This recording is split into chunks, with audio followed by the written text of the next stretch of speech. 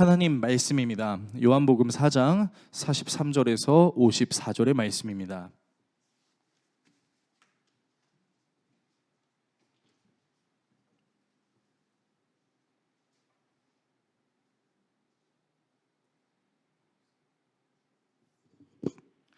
신약성경 147페이지 내지는 148페이지에 있는 요한복음 4장 43절에서 54절의 말씀입니다. 한 절씩 교독하시고 마지막 절은 같이 읽도록 하겠습니다. 이틀이 지남에 예수께서 거기를 떠나 갈릴리로 가시며 친히 증언하시기를 선지자가 고향에서는 높임을 받지 못한다 하시고 갈릴리에 이르심에 갈릴리인들이 그를 영접하니 이는 자기들도 명절에 갔다가 예수께서 명절 중 예루살렘에서 하신 모든 일을 보았음이더라. 예수께서 다시 갈릴리 가나에 이르시니 전에 물로 포도주를 만드신 곳이라. 왕의 신하가 있어 그의 아들이 가버나움에서 병들었더니 그가 예수께서 유대로부터 갈릴리로 오셨다는 것을 듣고 가서 청하되 내려오셔서 내 아들의 병을 고쳐주소서 하니 그가 거의 죽게 되었음이라. 예수께서 이르시되 너희는 표적과 기사를 보지 못하면 도무지 믿지 아니하리라. 신하가 이르되 주여 내 아이가 죽기 전에 내려오소서. 예수께서 이르시되 가라 내 아들이 살아있다 하시니 그 사람이 예수께서 하신 말씀을 믿고 가더니 내려가는 길에 그 종들이 오다가 만나서 아이가 살아있다 하거늘 그 낫기 시작한 때를 물은즉 어제 7시에 열기가 떨어졌나이다 하는지라. 그의 아버지가 예수께서 내 아들이 살아있다 말씀하신 그때인 줄 알고 자기와 그 온 집안이 다 믿으니라. 이것은 예수께서 유대에서 갈릴리로 오신 후에 행하신 두 번째 표적이니라. 아멘. 네, 오늘 여러분과 함께 예수님의 일생 19번째 시간 역설적인 사랑이라는 주제로 하나님의 말씀 나누도록 하겠습니다. 4일 전, 그러니까 수요일에 저를 거북섬으로 파송해 주신, 그리고 저라는 사람을 만들어 주신 모교회인 그린시티 교회에 제가 강사로 초청을 받았습니다. 우리 성도들께서 이해해 주시고 배려해 주신 덕분에 그린시티 교회에 가서 설교를 잘 하고 올 수 있었습니다. 본 교회 수요 예배를 저버리고 모교회로 수요 예배를 가서 사실 좀 마음이 불편했지만 그래도 이해해 주신 우리 성도 여러분께 사실 너무나 감사합니다. 이 강사로 8년 동안 제가 섬겼던 그 교회를 강사로 이제 가니까요, 참 마음이 신기하더라고요. 많이 변했을까? 약 8개월이라는 시간이 지났는데 뭐가 많이 달라졌을까? 이제 그런 설레는 마음으로 이제 갔어요. 그런데 이제 교회로 가니까 낯설기보다는 굉장히 반가웠습니다. 교회 외관도 내관도 전부 예전의 모습 그대로 있었기 때문에, 또 교회 안의 모든 공간, 모습, 심지어는 교회에서 나는 냄새까지도 모두 제가 예전에 섬기고 누렸던 그대로였던 거죠. 그래서 이제 오랜만에 성도들을 만나면서 반갑습니다, 악수도 하고 하이파이브도 하고 조금 친하게 저를 아들로 여겨주신 우리 아버지 어머니 성도님들은 저를 악수해 주시고 안아주시면서 너무 그리웠다, 보고 싶었다. 또 어떤 분은 이렇게 눈물도 글썽여 주시더라고요. 진짜 고맙더라고요. 그래서 이제는 한 교회 담임 목사가 된 저를 담임 목사로 대우해 주시는 그 그린시티 교회 성도들의 모습에 너무 기분이 좋았습니다. 그러니까 설교도 술술 잘 되더라고요. 그래서 설교 사역을 마치고 나서 이제 많은 성도들이 칭찬해 주시고 또 그 예배 시간에 더웨이 교회를 위해서 축복해 주시는 그런 시간도 많이 있었습니다. 그래서 행복하게 모 교회 사역을 잘 마쳤습니다. 모교회 강사로 초청을 받아 설교를 하러 갔을 때 제가 느끼고 있었던 생각과 감정은 설교를 잘해야겠다, 달라진 모습 좀 보여줘야지 라고 이제 생각하는 부분도 없진 않았지만 그런 마음을 사르르 녹여줬던 것이 무엇이냐면 고향에 온 것 같다라는 기분이 들었던 거죠. 내가 살던 고향, 내가 나라는 사람으로 만들어질 수 있는 그런 고향 말입니다. 매우 그리웠고 보고 싶었고 시간이 흐른 뒤에도 꼭 한 번쯤 가고 싶었던 그곳을 막상 가보니까 어제 갔었던 것 같은 그런 기분이 드는 거예요. 그리고 그런 생각과 감정이 들었던 것이 굉장히 기뻤습니다. 여러분도 고향이라는 곳에 가면은 비슷한 생각과 감정을 느끼실 수도 있을 것 같습니다. 늘 그리우는 곳, 그리고 보고 싶은 곳, 내가 어떤 모습을 가지고 있든지 나를 사랑으로 반겨줄 수 있는 그곳을 우리는 고향이라고 말하기도 합니다. 물론 고향에 대해서 모두가 제가 말씀드린 것처럼 좋은 생각만 갖고 있지는 않으세요. 그렇지만 적어도 고향이라는 단어를 우리가 생각했을 때는 익숙하다라는 감정을 우리가 느끼기 마련입니다. 그런데 예수님께서는 이런 저의 생각과는 다른 생각을 갖고 계신 것 같았어요. 수가성 여인과 사마리아 사람들을 만나서 이틀 동안 사역하신 후에 예수님께서는 갈릴리로 다시 돌아가십니다. 그러면서 친히 밝히시기를 뭐라고 말씀하시냐면 선지자가 고향에서는 높임을 받지 못한다라고 말씀을 하세요. 오늘 본문의 44절과 같이 말이죠. 이 내용을 원어로 정확하게 번역하면 선지자가 자기 고국이나 고향에서는 존경 혹은 영예를 얻지 못한다라는 것을 의미합니다. 실제로 예수님께서 이제 나사렛으로 가시게 될 때 감정적으로 엄청 힘든 일을 겪으십니다. 예수님이 이제 고향 사람들을 만나니까, 그리고 이제 고향 사람들이 얘기하는 거예요. 잘 듣고 있다. 네가 가가지고 사역을 해가지고 사람들이 막 변화되는 모습을 듣고 있다라고 좋은 말을 해주는 사람도 있었지만, 반면에 어떤 사람들은 아니 이 청년은 요셉의 아들 목수 아니었나? 라고 말하는 사람들도 있었기 때문입니다. 목수가 목수의 일이나 할 것이지 자기의 본분은 하지 않고 복음이라는 것을 전하고 다니네. 그러면서 이렇게 생각하는 사람들이 예수님에게 야 네가 다른 곳에서 행했던 그런 기적들 있지 우리 동네에서도 해봐 라고 말하고 싶은 사람들이 굉장히 많이 있었고 실제로 그렇게 말하기도 했습니다. 그리고 예수님은 자신을 믿지 않는 고향 사람들에게 엘리야 시대 때 구원을 받은 사르밧 과부도, 엘리사 시대 때 이스라엘에 나병 환자들이 있었지만 아무도 고침받지 못하고 유대인이 아니었던 이방인인 나아만이 믿음으로 나와서 고침을 받았다라고 이야기를 하고, 그 이야기를 들었던 고향 사람들은 예수님을 죽이려고 했었습니다. 그 내용이 누가복음 4장 22절에서 30절이 기록이 되어 있는데요, 제가 한번 읽어드리겠습니다. 사람들은 모두 감탄하고 그의 입에서 나오는 그 은혜로운 말씀에 놀라서 이 사람은 요셉의 아들이 아닌가? 라고 말하였다. 그래서 예수께서 그들에게 말씀하셨다. 너희는 틀림없이 의사야 내 병이나 고쳐라 하는 속담을 내게 다 끌어다 대면서, 그러니까 이게 무슨 말이냐면 너 목수 아니냐 목수나 해라 라는 얘기죠. 우리가 들은 대로 당신이 가버나움에서 했다는 모든 일을 여기 당신네 고향에서도 해보시오라고 말하려고 한다. 그러니까 예수님이 사람의 마음을 다 꿰뚫어 보시는 분이셨기 때문에 그 마음속에 저런 마음이 있었다는 것을 이제 예수님이 아셨던 거예요. 다음 장면입니다. 예수께서 또 말씀하셨다. 내가 진정으로 너희에게 말한다. 아무 예언자도 자기 고향에서는 환영을 받지 못한다. 내가 진정으로 너희에게 말한다. 엘리야 시대에 3년 6개월 동안 하늘이 닫혀서 온 땅에 기근이 심했을 때 이스라엘에 과부들이 많이 있었지만 하나님이 엘리야를 그 많은 과부 가운데서 다른 아무에게도 보내지 않으시고 오직 시돈에 있는 사렙다 마을의 한 과부에게만 보내셨다. 다음입니다. 또 예언자 엘리사 시대에 이스라엘에 나병 환자가 많이 있었지만 그들 가운데서 아무도 고침을 받지 못하고 오직 시리아 사람 나아만만이 고침을 받았다. 여러분 이게 무슨 얘기입니까?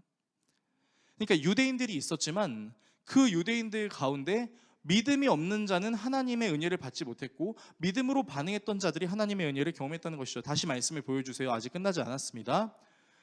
네, 회당에 모인 사람들은 이 말씀을 듣고서 모두 화가 잔뜩 났다. 왜 화가 났을까요? 아니 이 예수라는 사람이 지금 사람들의 마음을 후벼파고 있는 거죠.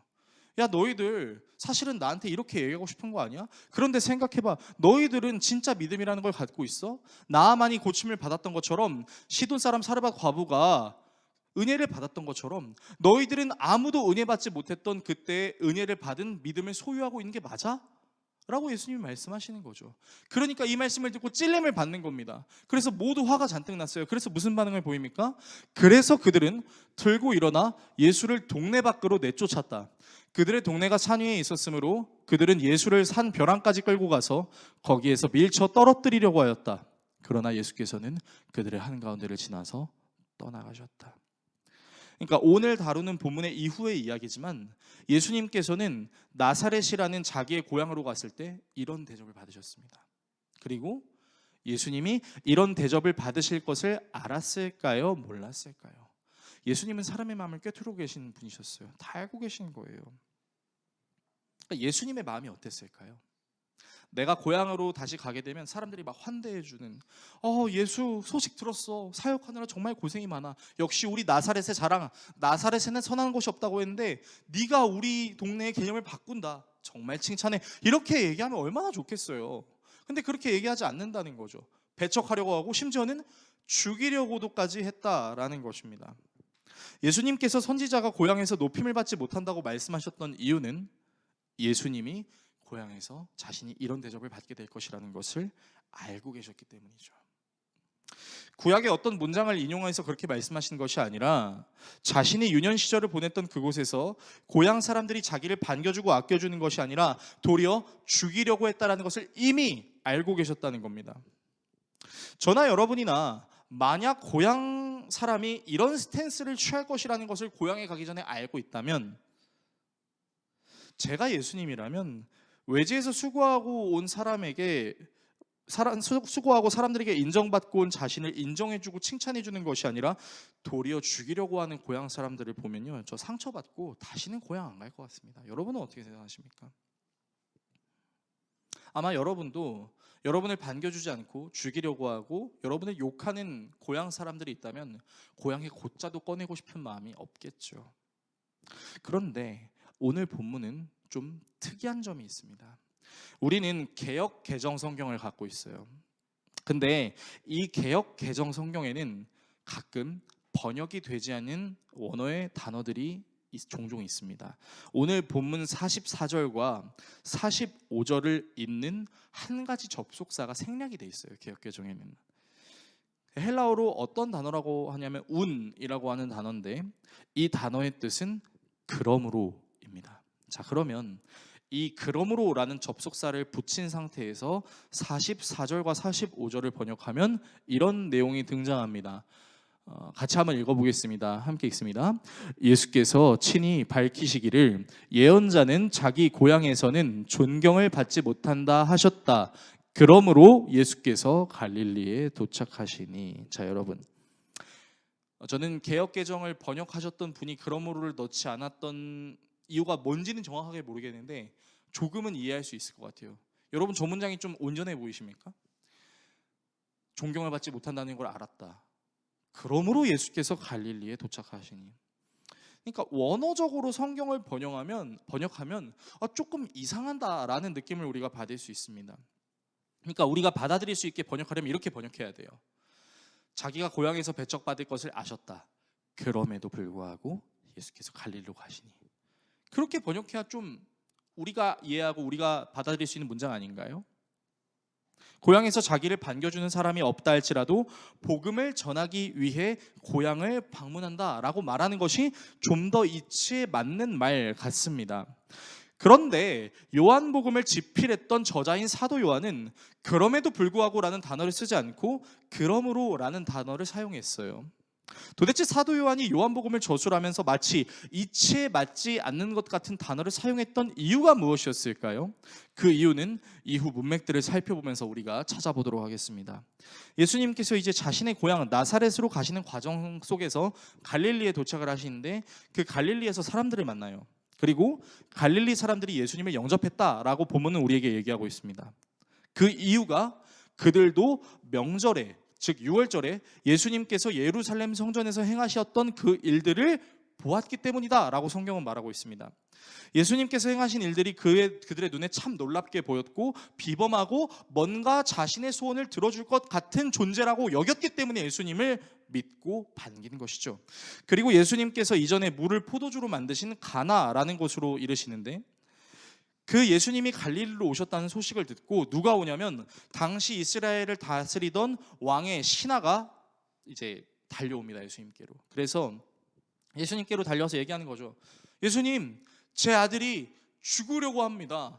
죽을 병에 걸린 것 같습니다. 좀 도와주세요. 고쳐주세요. 이렇게 얘기하는 거예요. 그런데 예수님께서 도와달라고 고쳐달라고 말하는 그런 사람에게 그래 내가 고쳐줄게 좀만 기다려라 라고 말씀하시면 얼마나 좋겠어요. 근데 오늘 본문은 뭐라고 얘기하냐면 그 자신을 향해서 자신의 그 자녀를 살려달라고 간청하는 그 신하에게 너희는 표적과 기사를 보지 못하면 도무지 믿지 않는다라고 말씀하십니다. 되게 생뚱맞은 말인 것 같은데 저는 이 문장에서 우리가 좀 두 가지를 생각할 수 있다라고 생각해요. 첫 번째는 자신에게 살려달라고 간청하러 왔다면 그것은 예수님이 사람을 살릴 수 있는 능력을 가진 존재라는 것을 인식하고 있다는 거죠. 그러니까 어떻게 보면 대단한 믿음을 가진 사람인 거예요. 죽은 자를 살릴 수 있는 권능을 가진 자가 예수다라는 그런 인식을 가지고 살려달라고 온 거죠. 근데 꼭 예수님께서 굳이 너희가 나를 믿는 까닭은 표적을 본 까닭이다라고 굳이 말씀하셨어야 됐을까요? 두 번째 생각은요. 그 예수님이 왕의 신하에게 말을 할 때 너는이라고 말하지 않았다는 겁니다. 어떻게 말합니까? 너희는 표적을 보고 믿는다. 아니 지금 질문한 사람은 한 명이잖아요. 근데 예수님께서 너희라는 복수 형태의 단어를 쓰신다는 겁니다. 왜 예수님께서 너희라는 복수 형태의 단어를 쓰셨을까요? 몇 가지 말씀을 좀 살펴봤으면 좋겠는데 요한복음 2장 23절에서 25절에는 이런 말씀이 기록되어 있습니다. 예수께서 유월절에 예루살렘에 계시는 동안에 많은 사람이 그가 행하시는 표징을 보고 그 이름을 믿었다. 그러나 예수께서는 모든 사람을 알고 계심으로 그들에게 몸을 맡기지 않으셨다. 그는 사람에 대해서는 어느 누구의 증언도 필요하지 않으셨기 때문이다. 그는 사람의 마음속에 있는 것까지도 알고 계셨던 것이다. 예수님은 사람의 마음속을 다 꿰뚫어 보는 거죠. 뭘 꿰뚫어 본 거죠? 이 사람들이 나를 믿으려고 오는 까닭은 내가 행하는 그 표징들 때문이다.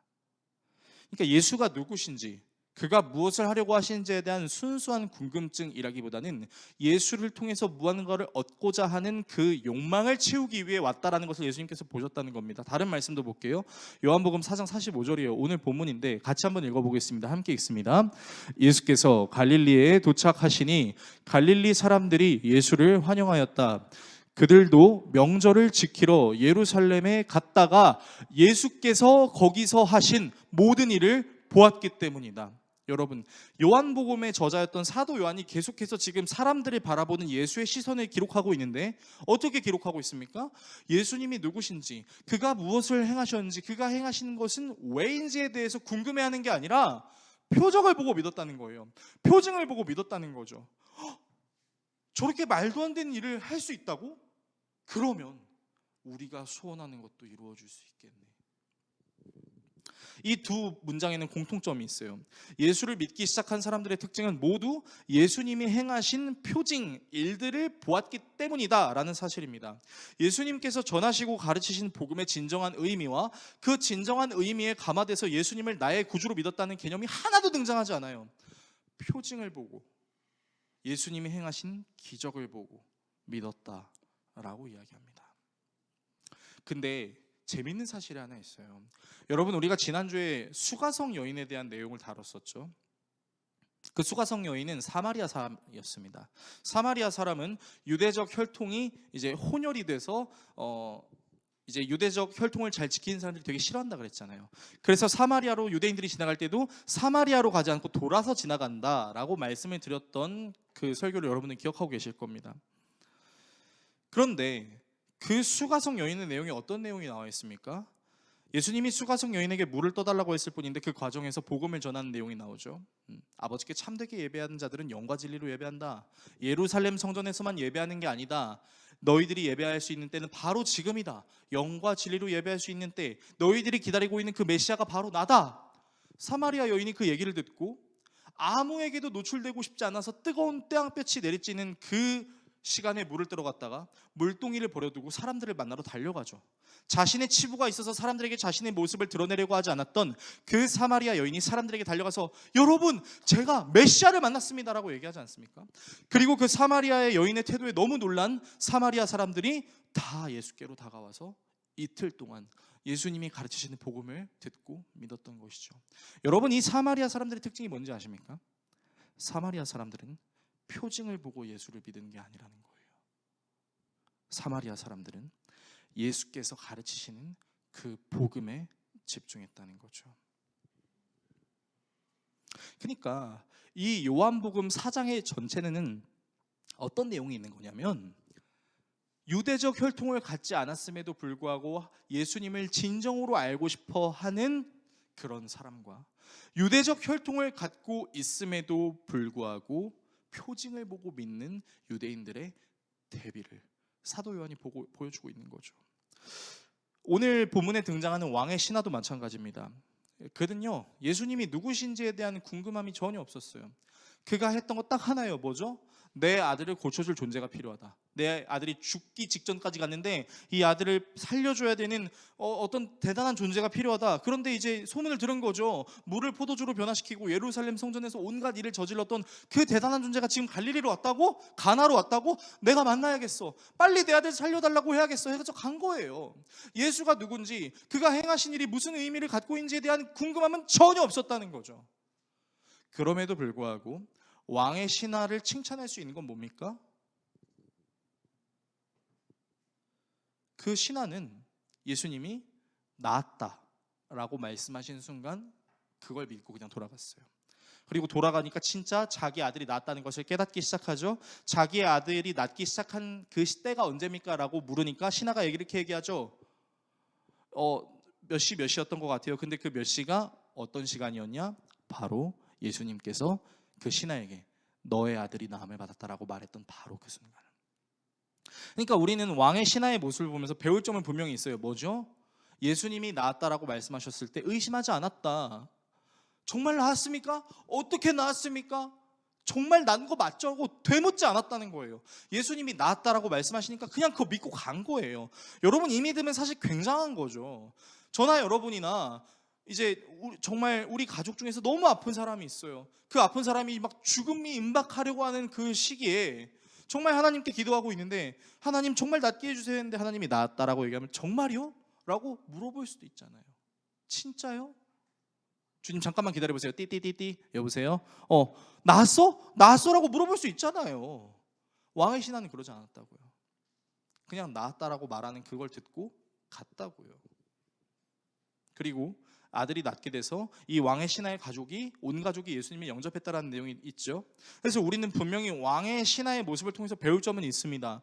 예수님께서 말씀하시는 것을 의심하지 않고 있는 그대로 믿고 나아갔다. 이 부분은 우리에게 필요한 거죠. 하지만 사도 요한이 이 왕의 신하의 아들을 고쳤다는 것이 단순히 우리의 믿음만을 이야기하고 싶었던 것이 아니라, 예수님께서 말씀하셨던 너희는 표징을 보고 믿는다라고 얘기했던 거기에는 왕의 신하도 있었던 거죠. 예수님이 누구신지, 그가 무엇을 행하셨는지에 대해서 궁금하기보다는 당장의 어려움을 해결하기 위한 차원으로 예수님을 찾았다. 역시 표징을 보고 구하는 것이죠. 그거 자체가 나쁘다라고 말씀할 수는 없습니다. 나쁘다고 말씀드리는 것이 아니에요. 다만 그때 당시 예수를 대하는 사람들의 태도가 표징을 보고 예수를 찾았다라는 것입니다. 이걸 좀 설명을 드릴게요. 여러분, 이제 여러분들 다 관계를 맺고 살아가시잖아요. 저나 여러분이나. 그런데 여러분이 소중하게 여기는 사람이 여러분을 있는 모습 그대로 존중해 주는 게 아니라, 만약 여러분들이 갖고 있는 것 때문에 여러분들을 소중히 여겼다고 한번 생각해 보십시오. 예를 들면 이런 겁니다. 이제 이혜경 집사님이 돈이 엄청 많이 있다고 한번 가정을 해볼게요. 그래서 이제 이혜경 집사님이 돈을 엄청 많이 갖고 계셨는데, 이제 친구들이랑 만나러 갔다가 나 잠깐 화장실 좀 갔다 올게 하고 화장실을 갔는데 그 화장실 주변에서 친구들이 떠드는 소리를 들었습니다. 그런데 이제 이런 얘기를 하는 거예요. 진짜 오늘도 또 돈지랄 하고 있네. 돈 많은 거 누가 몰라? 진짜 돈 겁나 펑펑 써대네. 야, 그래도 친구가 베풀어 주니까 우리가 고맙다고 해야지. 고마운 건 알겠는데 우리가 걔 돈 빼고 만날 필요가 있나? 라는 얘기를 집사님이 만약에 들으셨다면 집사님 기분이 어떠시겠어요? 완전히 무너져 내리죠. 손절이에요, 손절. 다시는 안 볼 거예요. 여러분, 우리가 좋은 관계라고 인정할 수 있는 근거가 뭐냐면요, 내가 가진 것을 그 수요를 충족시키기 위해서 관계를 맺는 게 아니라, 내가 어떤 모습을 가지고 있든지 간에 나를 나로 인정해주는 그 사람을 우리가 좋은 관계라고 얘기하죠. 당신이 돈이 많아서, 당신이 잘생겨서, 당신이 내 친구라는 것을 다른 사람들에게 알리면 나에게 어떤 이득이 있으니까 라는 마음으로 관계를 맺는 걸 안다면 우리가 그 사람이랑 관계 맺겠습니까? 아니라는 거죠. 필요할 때만 여러분을 찾고 여러분 자체보다는 여러분이 갖고 있는 돈과 능력, 배경 때문에 여러분들을 찾는다고 생각한다는 걸 여러분들이 느끼게 된다면 기분이 어떠시겠어요? 굉장히 안 좋아요. 절대 좋을 수 없어요. 여러분, 예수님의 상태가 이런 거라는 겁니다. 예수님을 진정으로 궁금해서 사람들이 찾아오는 게 아니에요. 오, 예수, 저 능력을 통해서 내가 원하는 거 이룰 수 있겠네. 그런 목적으로만 다가오는 사람들을 봤을 때 예수님도 사람과 같은 감정을 느끼셨을 거 아닙니까? 예수님이 마냥 좋으셨겠습니까? 전 절대 그렇다고 생각하지 않습니다. 게다가 설교의 서두에서 말씀드렸던 것처럼 예수님 자신이 전하고자 하는 메시지는 쳐다보지도 않고 예수님이 그 사람들의 마음속에 있는 핵심을 찌르니까 어떻게 합니까? 배척하고 죽이려고 하잖아요. 예수님 자신이 전하고자 하는 메시지는 보지도 않고 예수님이 자기들의 신앙의 자존심을 상하게 했다라는 이유만으로 예수님을 죽이려고 합니다.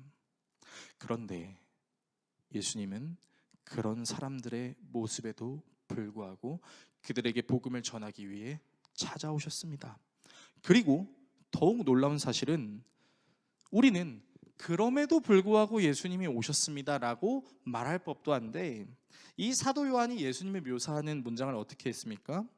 그럼에도 불구하고 예수님이 오셨다가 아니라 그래서 예수님이 오셨다라고 기록했습니다. 예수님은 어려운 상황에도 복음을 전하셨습니다라는 사실을 우리에게 말하고 있는 사실이 아니라 복음을 받아야 하는 사람들이 오히려 표징을 요구하는 본능의 모습을 가지고 있는데 그래서 예수님께서 찾아오셨다라고 얘기를 하는 겁니다.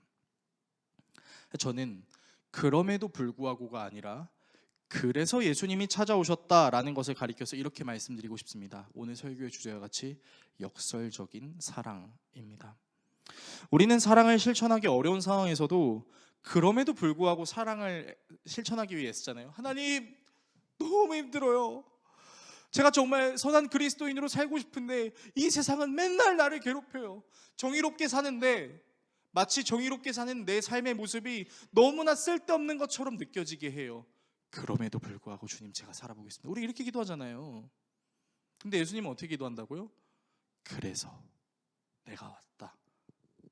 그럼에도 불구하고 아니라 그래서 사랑을 실천하기 어려운 상황이라서 그래서 사랑을 실천하러 왔다라고 말씀하시는 겁니다.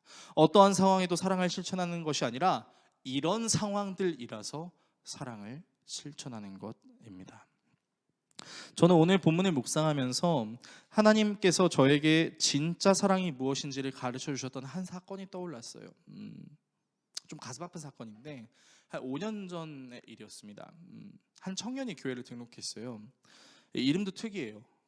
류 믿음이라는 이름이었습니다. 외모가 앞만 봐도 30대 중반이었어요. 근데 그 청년이 저는 25살이에요 이런데 진짜 거짓말하는 줄 알았어요. 딱 봐도 저보다 형 같아 보이는데 외모는 아무리 봐도 30대 중반처럼 보이지만 자신이 노안이다, 사실은 20대 중반이다 라고 얘기했어요. 하고 있는 일이 뭡니까 물어보니까 군포 물류센터에서 일을 한대요. 지게차를 운영한다라고 얘기하더라고요. 신앙생활이 처음은 아니지만 제대로 신앙생활을 하고 싶어서 등록했다라고 얘기했습니다. 그래서 그 류미듬이라는 청년을 등록을 시켰어요. 그렇게 등록한 지 얼마 안 돼서 이 청년이 전도사님, 저 찬양하고 싶어요. 찬양팀에 들어가게 해주세요라고 얘기를 하는 거예요. 그래서 그 봉사를 바로 시작하는 거는 사실 별로 추천드리진 않는데 저는 그래도 너무 하고 싶어요. 제가 가진 은사를 발휘하고 싶어요 해서 이제 찬양팀에 등록을 시켰습니다. 교회 사람들이랑도 친밀하게 지내고 찬양팀 사역도 열심히 했었어요. 그리고 이후에는 자신의 친구를 데리고 오더라고요. 근데 그 친구도 너무 늙었습니다. 그래서 이제 그 청년에게도 제가 질문했어요. 혹시 나이가 어떻게 되십니까?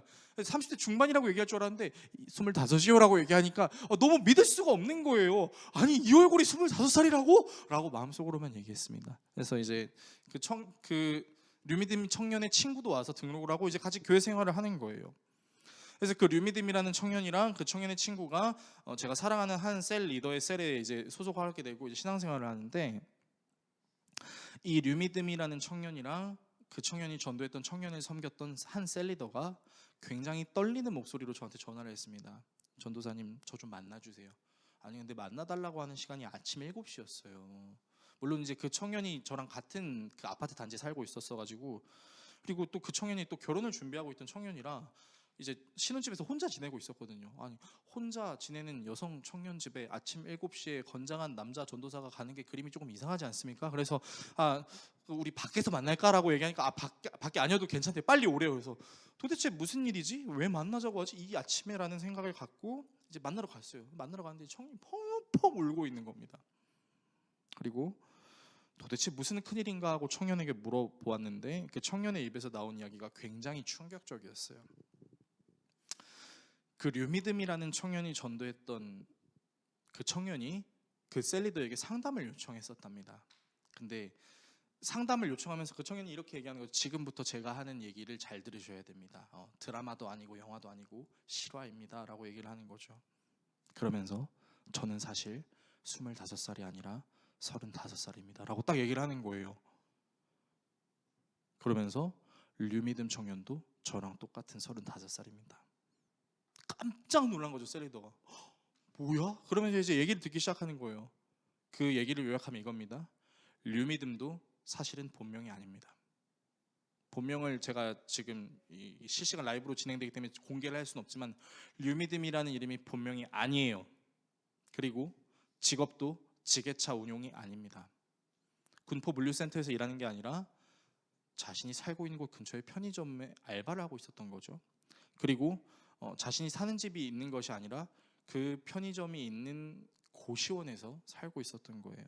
그리고 자신의 가족이 이름이 이제 소망 사랑이라는 자매들이 있었대요. 다 거짓말이에요. 그런 사람들 아무도 없었던 거죠. 그러니까 이 셀리더가 너무 놀라서 왜 이런 얘기를 저한테 하는 거예요?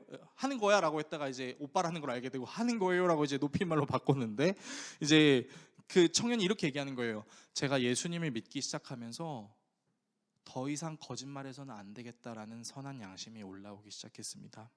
그래서 류미듬 청년한테 얘기했습니다. 우리 솔직하게 얘기하자. 솔직하게 얘기하고 건강한 모습으로 교회 안에서 공동체 생활하자라고 얘기했는데, 자신은 끝까지 그럴 생각이 없다면서 자기가 하고 싶은 대로 할 것이다 라고 얘기했습니다. 그리고 그 전도를 당했던 그 청년은 정말 선한 양심으로 신앙생활을 하고 싶어서 그 사실을 다 밝힌 거죠. 그래서 나중에 청년부에서 이제 청문회 비슷한 시간을 열기도 했었습니다. 사실은 제가 이름을 속였습니다. 나이를 속였습니다. 이런 일이 있었습니다. 그러나 제가 신앙생활 잘하고 싶습니다. 그렇게 했었던 일이 있었어요. 그리고 류미듬 청년은 그 이후로 발길을 끊었습니다. 제가 전화해도 받지 않고 문자에도 받지 않고 모든 청년들의 연락도 다 반응하지 않았어요. 그러니까 겉으로는 엄청나게 신앙생활 잘 하는 것처럼 보이지만 사실은 온갖 나쁜 일들을 다 저지르고 다니고 있고, 심지어는 교회 자매들에게 찝적대서 그 사건이 있은 다음부터 갑자기 미투 운동이 벌어지기 시작하면서 전도사님 사실 그 청년이 저에게 접근했어요, 그 청년이 저에게 자꾸 찝적댔어요, 이런 얘기들이 막 오는 거예요. 그리고 이 얘기를 해줬던 셀리더는 완전히 멘탈이 무너져서 전도사님 제가 무서워서 못 섬기겠어요 라고 얘기하더라고요.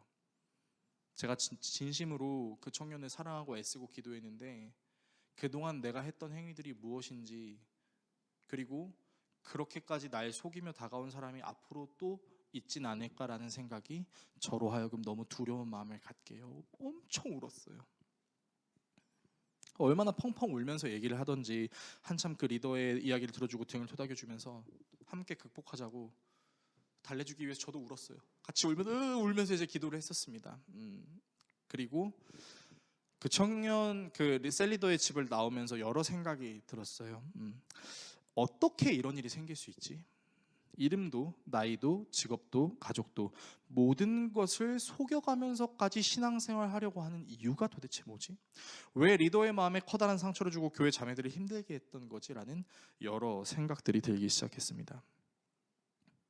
그리고 보통 이런 생각을 갖게 되면 사실 되게 화가 나야 되거든요.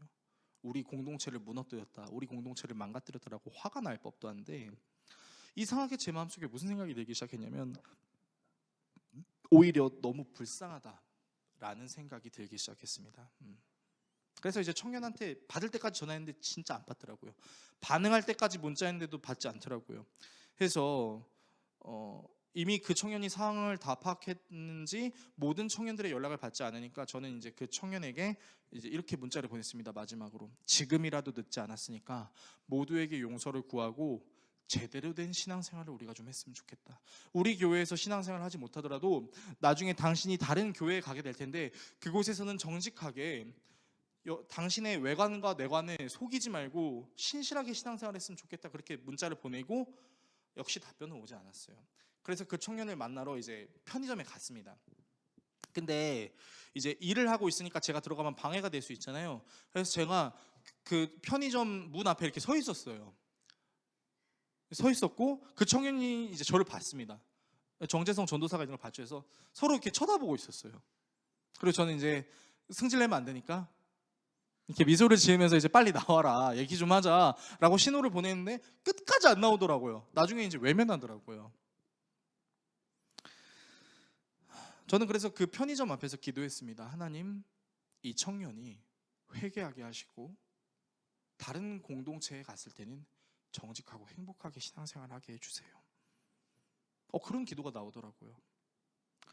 그 청년이 지금은 어떻게 살고 있는지 사실 정확하게 알지 못합니다. 다른 교회에서도 또 류 믿음이라는 이름으로 지금은 나이가 한 40이 넘었을 것 같은데 이제 30살이라고 또 속이면서 신앙생활을 하고 있을 수도 있습니다. 하지만 분명한 사실은 저는 그때 예수님이 우리를 어떻게 사랑하고 계시는지를 한 번 더 생각하게 됐습니다.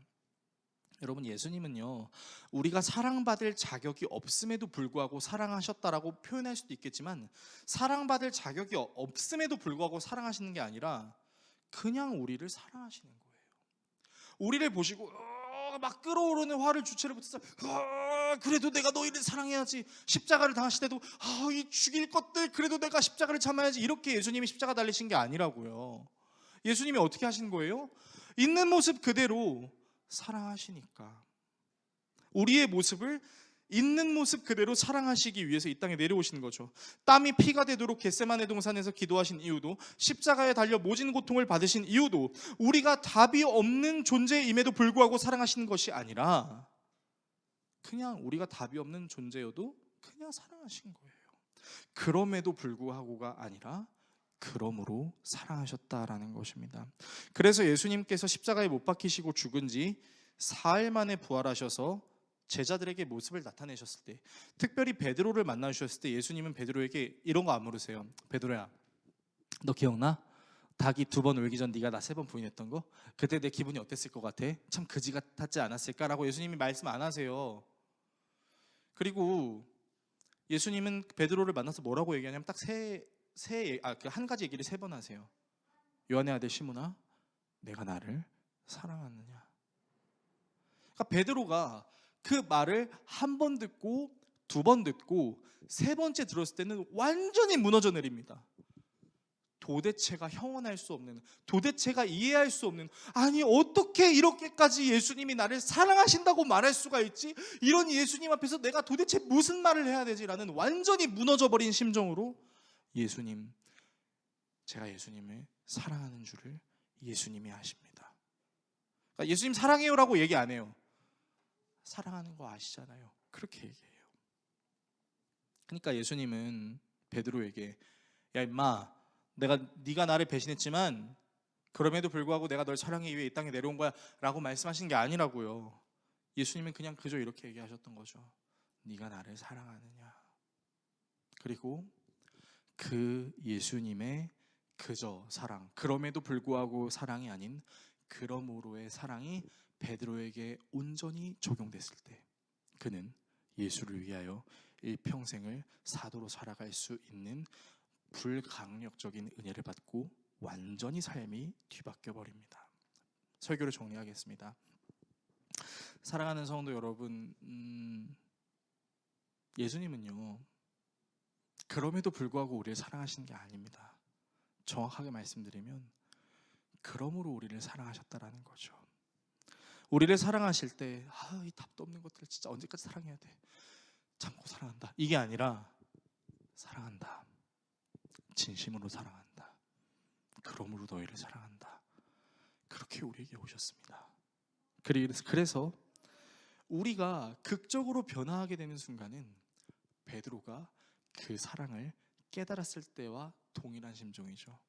우리는 하나님께 기도합니다. 하나님, 어찌하여 이런 나를 사랑하십니까? 저는 이해가 되지 않아요.